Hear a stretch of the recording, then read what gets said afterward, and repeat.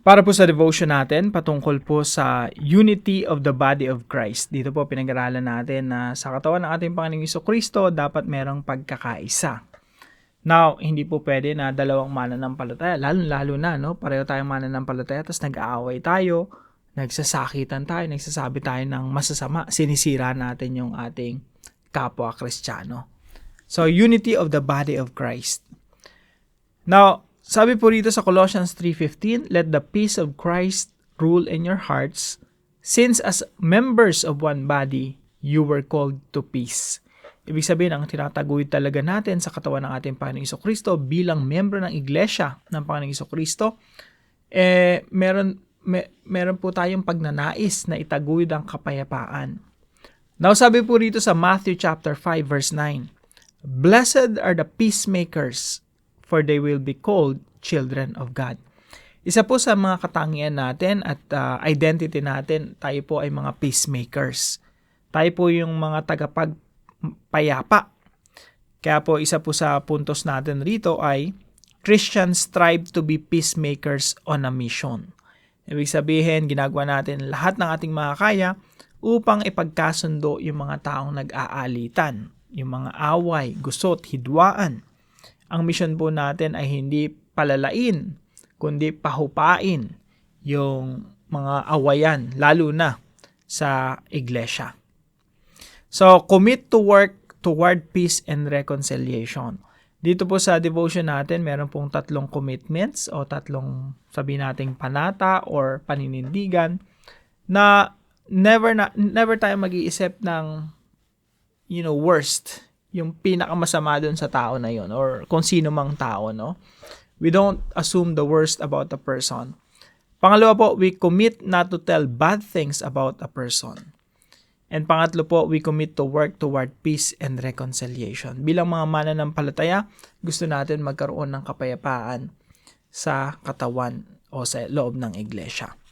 Now, kung meron man, unang-una sa atin muna magmula, no? Hindi tayo magsasabi ng mga pangit, masasamang bagay na nakakasira ng reputasyon ng iba.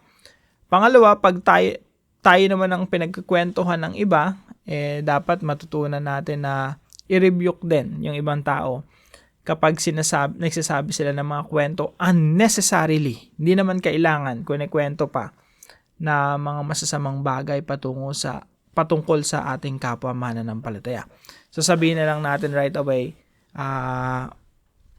kapatid, iwasan natin na magsabi ng mga pangit na mga bagay tungkol sa ibang tao kung hindi mo rin naman sasabihin directly. Mas maganda kung may sasabihin kang pangit o mali, sabihin mo directly na mayroon kang intention na maitama yung pagkakamali ng iyong kapwa mananampalataya.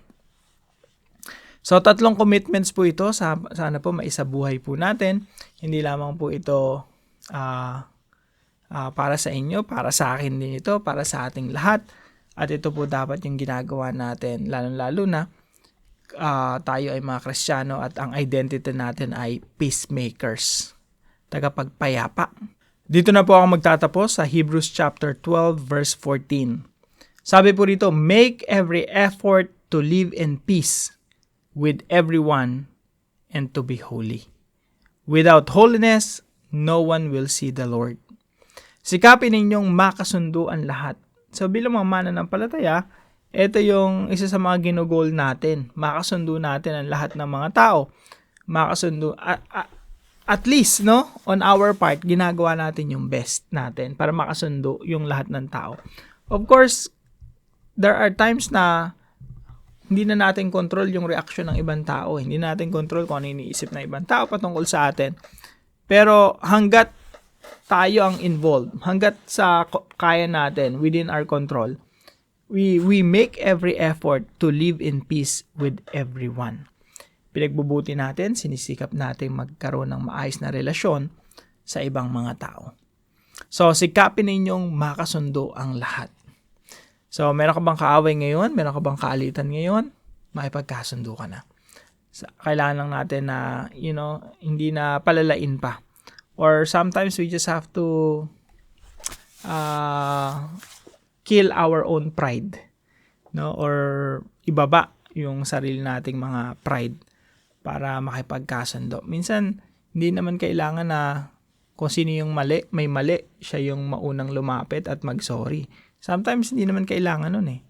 Sometimes, ang kailangan lang talaga, kahit na ikaw yung ginawa ng mali, ikaw na yung maunang mag-initiate ng pakikipagkasundo. Bilang mga Kristiyano, we ought to do that.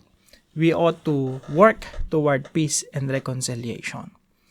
So, I hope malugod po ang ating Diyos sa pagsasabuhay po natin ng devotion natin na ito. Magandang araw po sa bawat isa sa inyo. See you po tomorrow 5 a.m. dito po sa ating Daily Devotions.